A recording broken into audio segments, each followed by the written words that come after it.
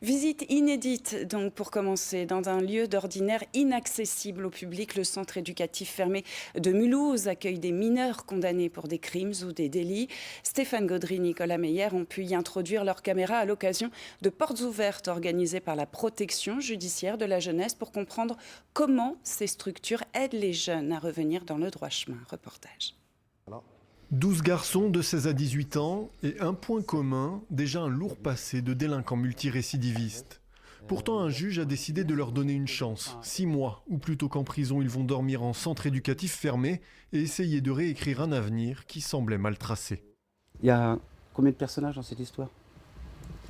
La gérante, Oui. le diamantaire. Oui.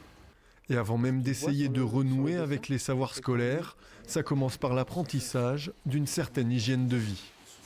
On doit se réveiller à 7h, manger le petit déjeuner.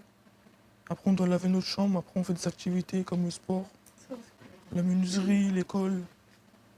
Au début, ça me saoulait, mais après, je me suis habitué. Ça peut me servir. Pour être matinal, si j'ai un travail. Un travail, c'est une des pierres angulaires de ce passage en CEF.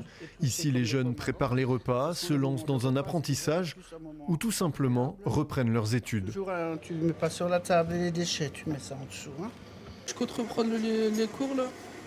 Je suis en première STMG. Et j'ai mon bac français à la fin de l'année. Je sais que si je serai en détention, là, j'aurais pas pu le passer. MJ, lui, est là depuis 5 mois.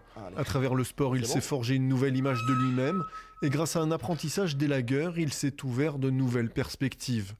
Des perspectives qui n'auraient sûrement pas été les mêmes après un séjour en prison. Quand tu es en prison, tu fais quoi? Tu es dans ta cellule, tu regardes la télé et puis tu fais rien d'autre toute ta journée. Alors que ici, c'est... ok, tu as fait des conneries, mais maintenant, va dans le droit chemin, fais ta vie, construis quelque chose de ta vie.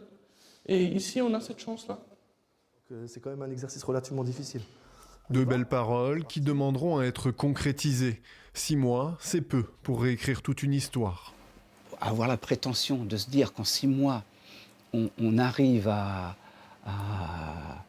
donner un avenir sûr, certain, etc., à la société et à notre jeune, c'est quand même une très très grande prétention. Par contre, la volonté, elle est là et on a des réussites. Et c'est pas anodin. Pas anodin, surtout que malgré ces grilles, le centre éducatif fermé est le dernier recours avant la détention.